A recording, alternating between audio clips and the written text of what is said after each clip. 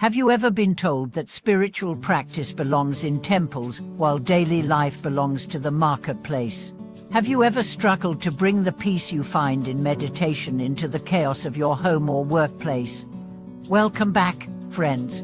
Today we are going to explore the living intersection between Buddhist wisdom and the ordinary rhythms of life. We will center on two essential insights. First, Dharma and daily living are not separate streams, they nourish each other like two branches from the same root. Second, the art of balance is learned in the tension between awareness and ease, between being fully present and letting go.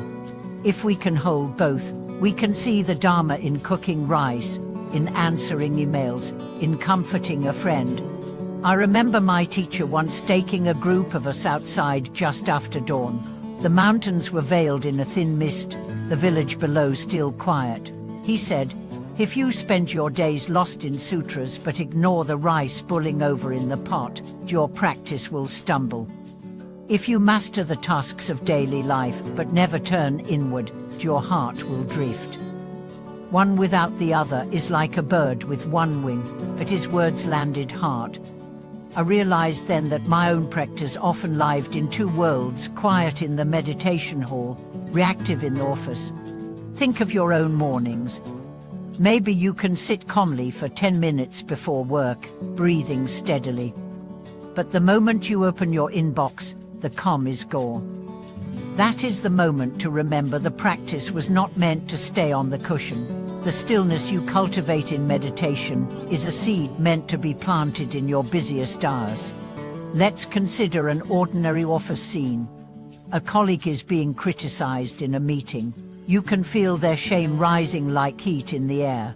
You could join the critique, or you could pause, recall the perfection of patience the Buddha taught, and speak in a way that steadies the room. That pause is Dharma in motion, not an abstract theory, but a lived response that transforms the moment. At home, the tests are just as real.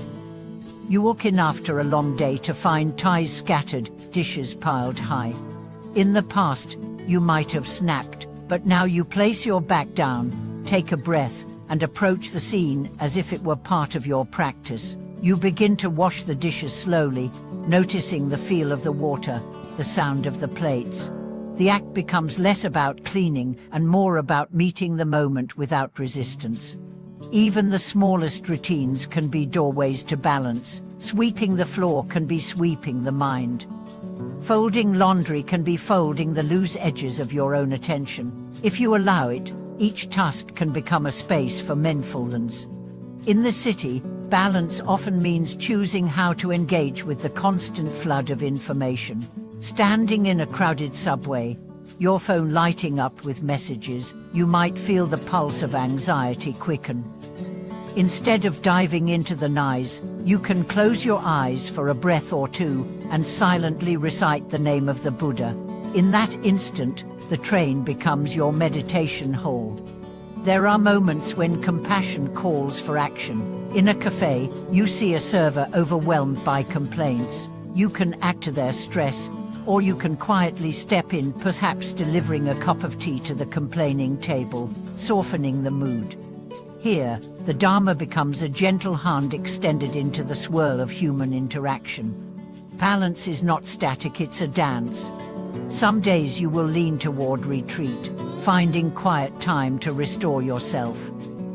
Other days you will lean into the demands of family, work, or community.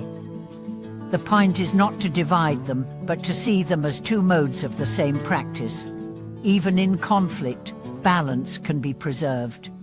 In close relationships, arguments can erupt unexpectedly. Instead of pushing to win, you can aim to understand. You listen not just to the words, but to the hurt beneath them. You may still disagree, but the conversation shifts from battle to bridge. That shift is the essence of integrating Dharma into relationship. When the day closes, it helps to reflect. Ask yourself, where today did I act with awareness, and where did I lose it? This is not for self-punishment, but for learning. Over time, you will notice the gap between the meditation cushion and the kitchen table shrinking until they are no longer two worlds. The middle path is not found by avoiding difficulty, but by meeting it with steady eyes. Whether you are scrubbing a pot or signing a contract, you can practice the same attention, the same kindness. That is balance. That is the living Dharma.